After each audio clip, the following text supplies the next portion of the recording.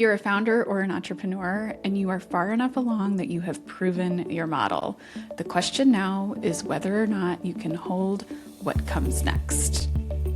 Most founders at this stage don't lose because their business failed. They lose because they couldn't keep up with what this level actually demands.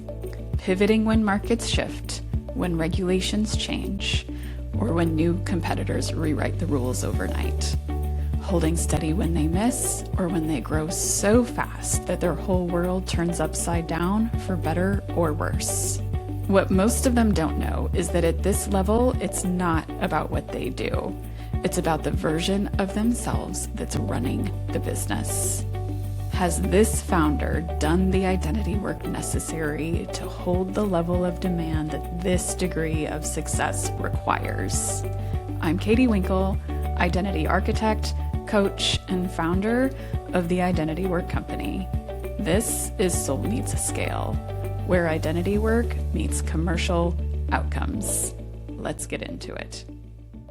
Let me start by saying something that might reframe everything that you think this conversation is about. If you have funding or consistent ARR, you have a viable product. That's not nothing, and in fact, that's actually everything. It means you've cleared a bar that most people never get to. Funded or not, if the numbers are there, even if inconsistently, the product question has already largely been answered. So the question then is no longer, can you build something that people want because you already have? The question is, can you keep up with the market will demand of you as this grows? And that question is getting harder every year because technology is evolving faster than most companies can keep up with, which means pressure on founders isn't decreasing, it's actually compounding. The window between is this working and this needs to be something different keeps on getting shorter. And that's the environment that you're building in. It doesn't matter if you're bootstrapped or if you're Series B or beyond, the demand of the person at the top stays the same. Can you hold what's coming? That's the question almost nobody is asking. And it's the only one that actually determines what happens next. I'd like to give you a number, and this is something you've probably heard before. It's 2%. That's the percentage of funded companies who make it to a successful exit. Now, conventional wisdom will tell you that it's market timing, too much competition, it's the wrong product, not enough runway, and those are all viable reasons for why a company might not have a successful exit. And I'm not going to pretend that those things don't matter because they do, but they're not the whole story. And here's what nobody in this industry is saying out loud. Most companies don't fail because the business wasn't good enough. They fail because the founder couldn't hold the pressure that this business demands in this marketplace. Think about that. You can have a real product, traction, investors who believe in the vision, and still something keeps hitting a ceiling that strategy alone cannot explain. I've spent over a decade working with founders and entrepreneurs who are objectively brilliant, capable, better than anybody else at what they do. They are doing all of the right things, and I can tell you exactly what that ceiling is. It's identity. It's not mindset. It's not limiting beliefs. It's not just think more positively, or if you keep going, eventually you'll get there. It's identity. This is the operating system that was installed long before you ever started this company. It's the one shaping how you respond to pressure now. It's how you show up when the room has real power in it. It's how you handle a bad quarter or a key person leaving or a missed milestone. And here's the part that makes it so difficult to see. By the time you're running a company, that code feels like you. It doesn't feel like programming. It feels like your actual read on reality, but it's just a filter. And that filter is shaping every major decision you make. Now, before I go further, I do want to be clear about something, and that is that there are some things in your business that are genuinely outside of your control. And I think it's really important to name that, because the last thing that I want is for this work to become another thing that founders use to blame themselves for every external headwind. Market shifts, pro conditions change, static partner the markets shift, macro macro conditions change and as the markets shift, macro conditions change, geopolitical issues might be messing everything up for you, right? A strategic partner might pull out, regulation changes the game overnight. An investor who says yes might eventually say no right when you're about ready to sign on the dotted line. That's all real, and no amount of identity work is going to make you immune to that. So I want to state that very clearly up front. But what I'm talking about here is the layer that is underneath those variables. It's the part of you that determines how you move through those types of obstacles. Because what I have seen consistently here. Two founders can face the exact same market pressure, same market, same headwinds, same funding environment, and they can have two entirely different outcomes. And it's not because one of them worked harder. It's not because one worked harder or one of them had a better strategy. It's because one of them could hold the pressure without becoming the pressure. That's the difference. And that difference lives in identity. The other thing that I want to acknowledge, by the time most founders are aware of these patterns that I'm about to describe, they've already proven themselves. They've shown the model works, they've gotten the funding, established the partnerships, and they've built a solid team. It's what comes after that that increases the pressure. And that's the part that very few people are talking about, because everyone's focused on what got you here and what the numbers are today, but nobody's asking whether the version of you that got you here is the same version of you that can take you to the level of success that you're working towards. Because everyone's focused on what got you here. Nobody's asking whether the version of you that built this and got you this far can hold what's coming next. That's the question that this show aims to answer. Now, let me define what I mean by identity, because it's not what most people think. Identity is not your values list, it's not your personality type, and it's not the version of yourself that you have carefully created for the LinkedIn algorithm. Identity is the operating system that is running underneath your behavior. It's the code that was written early by your family, your earliest experiences, the moments that taught you what was safe and what wasn't, what made people love you and what made them leave you. It's what earning respect required. That code becomes your automatic response to pressure, money, authority, conflict, uncertainty, and to power. And here's what makes that so important commercially is that internal operating system is visible. Maybe not consciously, but it's definitely there. It's in every room you walk into, in every high stakes conversation, and in how you carry yourself when the stakes are real. Everyone feels it. That's your investors, your buyers, your team, your family members, but more so the people that are going to decide whether or not you're going to make it. It's in how you carry yourself when the stakes are real. Your investors, your buyers, and your team, they all feel that. It's in how you carry yourself when the stakes are real. And that shapes their decisions long before they are able to articulate or figure out why they're making those decisions. These are your vibes. Vibes are not soft. They are not separate from the numbers.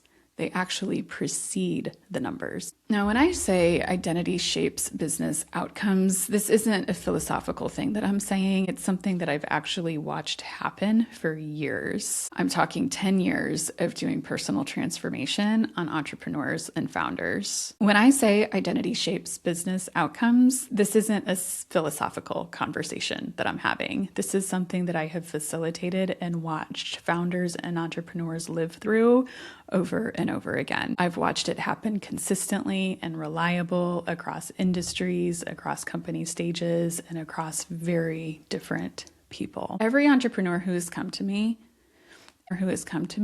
regardless of what they said that they wanted to work on and regardless of where they were starting, they always end up in the same place. We end up working on their relationships to themselves, to money, power, status, authority, to whether or not they actually believe they deserve what they're building and the outcomes of what that will provide to them. And every single time we work on that layer, their business metrics move. I have a client, an entrepreneur named Lad, who put it pretty simply after doing this work. He said, I can be myself and it's been easy. I'm taking more clients, working less, and making more money. That's not a motivational outcome. That's a commercial outcome. That's not Lad just feeling better. His business directly improved because he did this work. He had less friction, more revenue, and more capacity because the internal operating system stopped working against the business that he had built on top of that operating system. And that's what this work produces.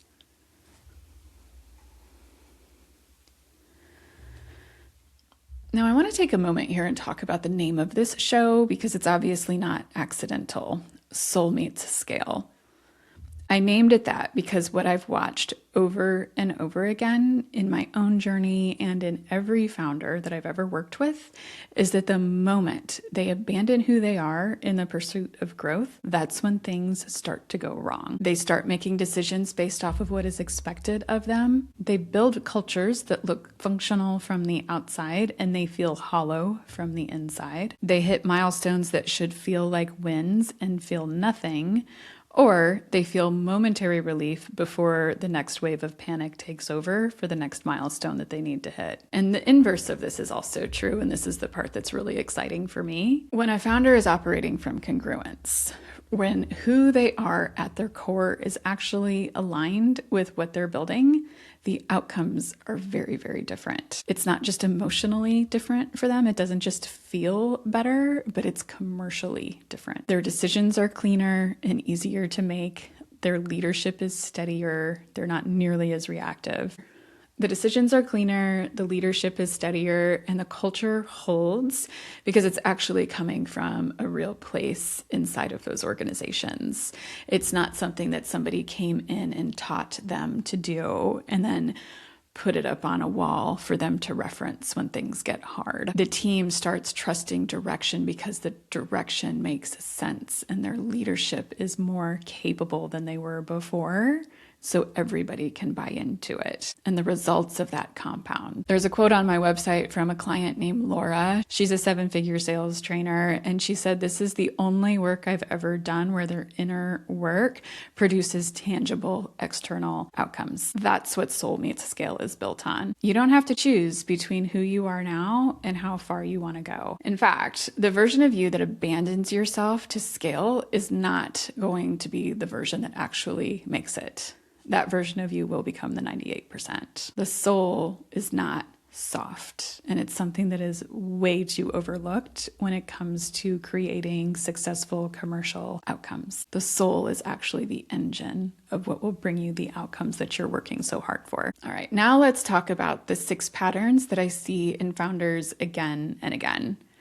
I want to be clear about what these are because they are not personality types. They're not about labels or boxes. They're actually pressure patterns.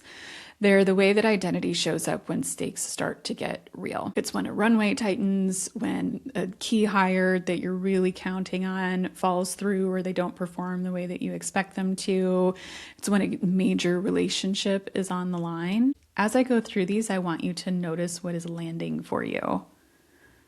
Not just intellectually, but in your body as well. The one that makes you a little bit uncomfortable, and there might be a couple of them, you'll really want to pay attention to those because that might be most closely related to how you are showing up today. Pattern 1 is the reactive runner. This founder is fast. They are capable. They are deeply committed to their mission.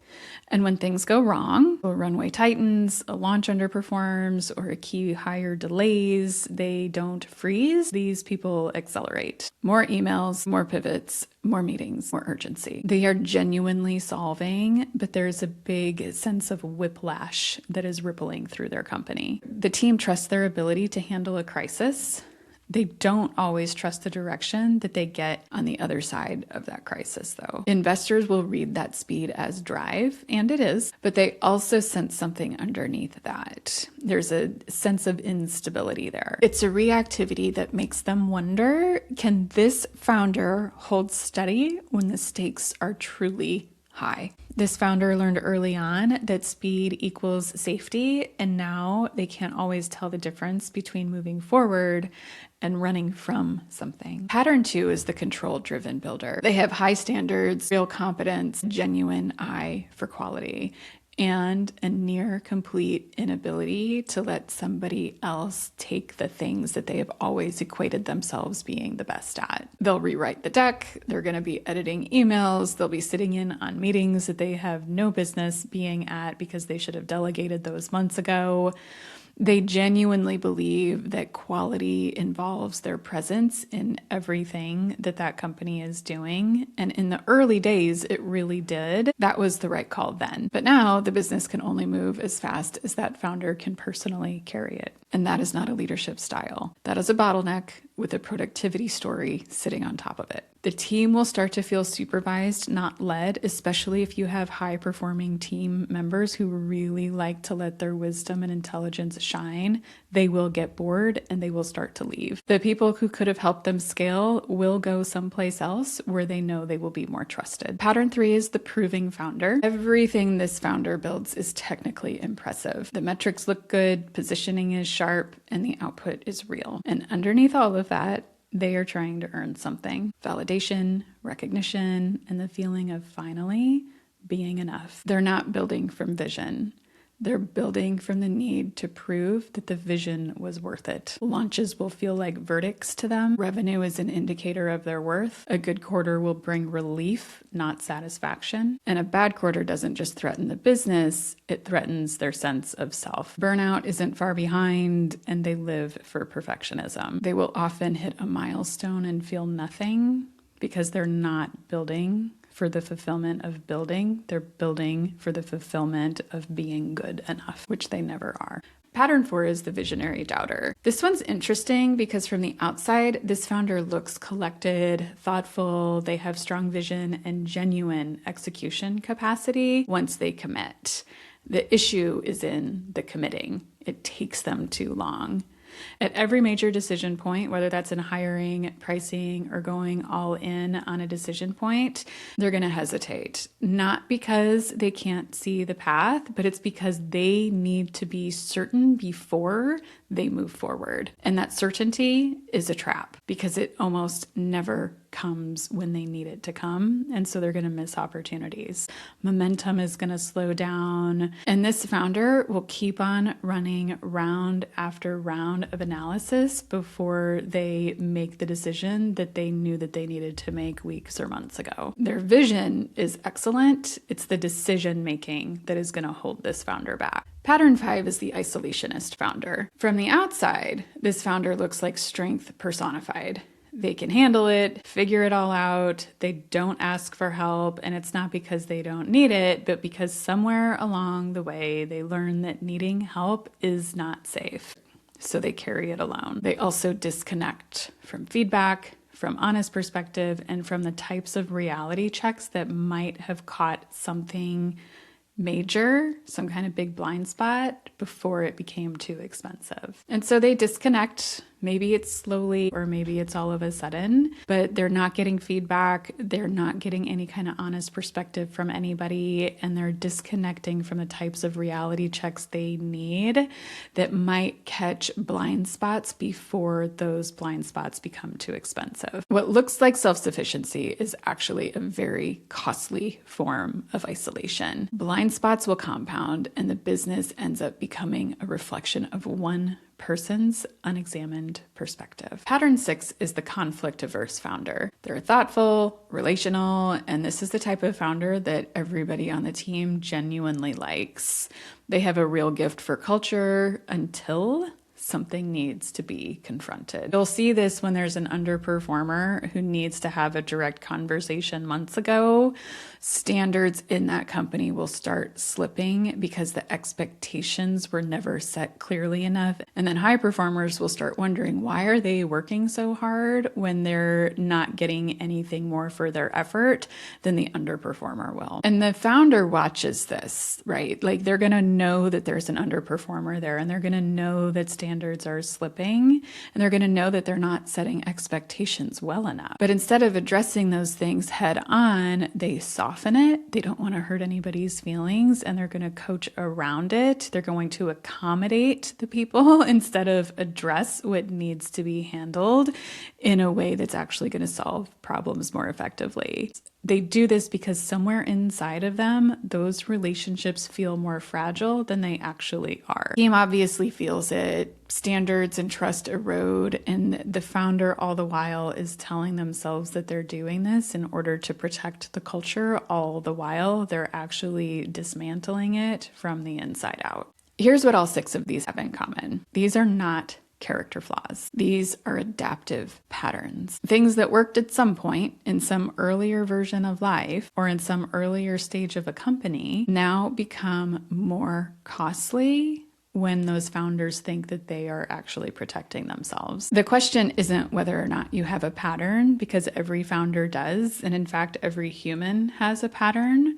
The question is whether or not you can see it clearly enough to start making different choices and then hold to those choices when you start making them. Now, I want to give you a real example of what this looks like, because the patterns are one thing to hear about, but it's quite another to see what happens when someone moves through them. I worked with a founder. She's a consultant who had transitioned into tech, basically making her company a SaaS company. She'd hired a tech firm to help her out to systematize all of her work, which was pretty labor intensive. They were there to help her scale, and they'd been working together for about a year.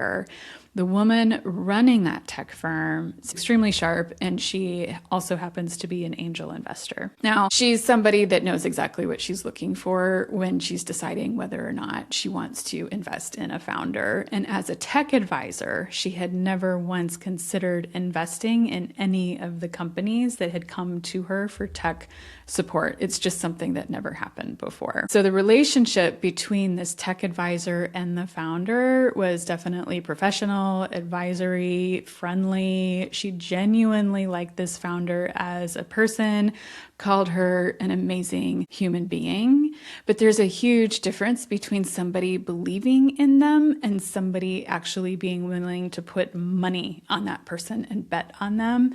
And she was not there yet with this founder. So this client and I, the founder and I, are working together. We do the work, obviously, and by a couple of months in, something had shifted in that founder. It wasn't in her strategy, and it wasn't in her pitch. It was in how she held a room and the quality of her certainty and her authority when she was in high-stakes conversations. And she went from somebody that was admirable, right? Definitely knew what she was doing, but somebody that this tech advisor and angel investor actually wanted to back. So while I was working with the founder, that tech advisor actually offered to come on as a strategic partner to her and start fronting all of her costs, because she saw what she had become, which was a next level CEO and somebody that became bettable during the time that we were working together. That's what identity work produces commercially. It's not a feeling, it's a different quality of person in the room. One that sophisticated people with real money and resources decide is worth backing. This isn't an outlier. That's the pattern that I will watch repeat consistently when the internal operating system of the person that I'm working with shifts. Maybe it's a partner coming on strategically and backing costs like it was in this case. Maybe sales just get easier for them. Maybe they are able to attract the talent that they need that they were never able to attract before. These are the things that I see happen all the time. I want to connect this to something that most people dance around. Investors, buyers, strategic partners, the people across the table from you in your most high stakes relationships. They don't have language for what they're picking up. They're not sitting there thinking that this founder's identity is in a reactive phase, and so they're driving away all of their key talent, right? Like, they're not saying that, but they're still evaluating it. So they're asking either out loud or in their own notes afterwards, is this founder coachable? Do they stay steady when things go sideways? Can they hold this without becoming reactive? Do I trust that this team is going to stay together when the pressure increases? And what they're actually asking is, can this founder hold the demand of what they're building? If anything in this episode landed, if you recognized yourself, a founder, or someone you work with, there's a next step. The diagnostic at identityworkco.com will show you exactly which identity pattern is running underneath, what phase of founder evolution you're in, and what it's costing or creating at this stage. This part of the report is free. The full paid report goes even deeper. Thanks for listening to Soul Meets Scale. I'll see you next time. Until then, build from the inside out. And most founders have no idea how to answer that question because they've never had a framework to be able to see their own patterns. The due diligence process is designed to evaluate business, metrics, model, market, traction, and execution history. Maybe they'll look at the future, and those things do matter. I'm not minimizing them. But the hidden failure variable, the one that most due diligence processes dramatically underestimate, is whether the founder can sustain the human demands of scale without fracturing. Identity is the hidden operating layer beneath resilience, judgment, coachability, steadiness, and team reliability. Most diligence is strong at evaluating the business. Far fewer are built to assess whether the founder can hold the pressure of scale without becoming reactive, brittle, or inconsistent. That's the gap that my work fills. So let me tell you what I built.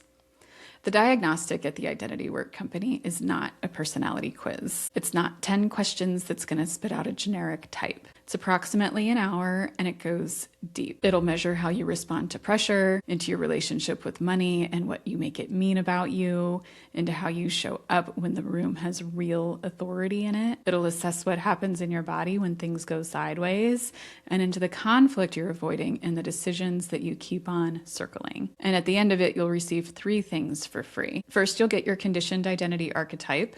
This is the specific pattern that's running underneath your decisions that is precisely bespoke to you. Nobody else is going to have that exact same identity archetype because nobody else is going to answer the questions in the same way that you will. Next, you'll get your identity evolution phase. This is exactly where you are in the 8-phase framework I've built and what that phase is costing you right now across your business, your leadership, and your life. You'll also get your scale readiness score. This is a clear, honest signal of where you stand and what's currently in the way of your next level. This is going to tell us if you have work to do in your identity, if you have work to do in your execution, or both, or if you're actually scale ready and what might threaten that scale readiness as it stands today. That's the free report. And I'll tell you that most founders who take it don't walk away unchanged by what it reveals. If you want to go deeper, to understand the full cost analysis, how your pattern reads to investors and high-stakes buyers, and what the specific levers are to shift those patterns, the full report is available for $299. Most people who take the free report go ahead and get the upgrade, and it's not because it's a sales funnel, but it's because they see themselves so clearly in what it shows them that they want to know the whole picture. And people ask me, Cati, how do you get people with big egos to take this and sit down for an hour to answer your questions? And I say, if they want to make their millions or billions faster, then they'll do it. After getting your report, there is an offer for an intensive for founders who are ready to actually interrupt these patterns. It's not about managing the patterns.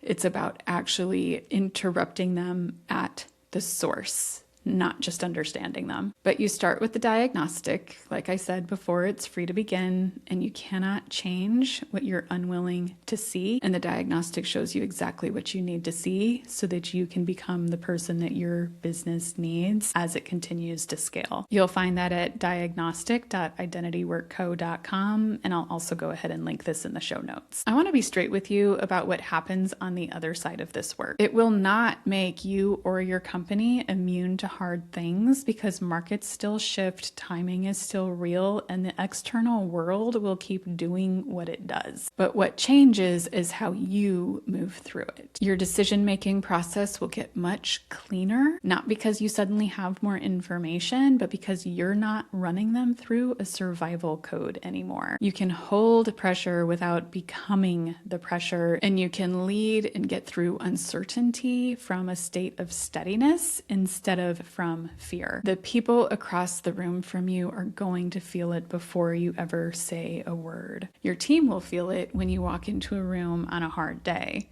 And your buyers will feel it in whether or not they trust you enough to say yes and how fast that yes comes. When your soul is in it, when your business is genuinely an expression of who you are rather than a performance of who you think you should be, your outcomes become limitless. This is a pattern I've watched repeat consistently across 10 years of facilitating this work. That's what Soul Meets Scale is built on. Now, if something in this episode felt uncomfortably familiar, good. That discomfort is information. It's the distance between who you're currently operating as and who this company that you're building is asking you to become. And the first step, contrary to popular belief or approaches, is not to work harder.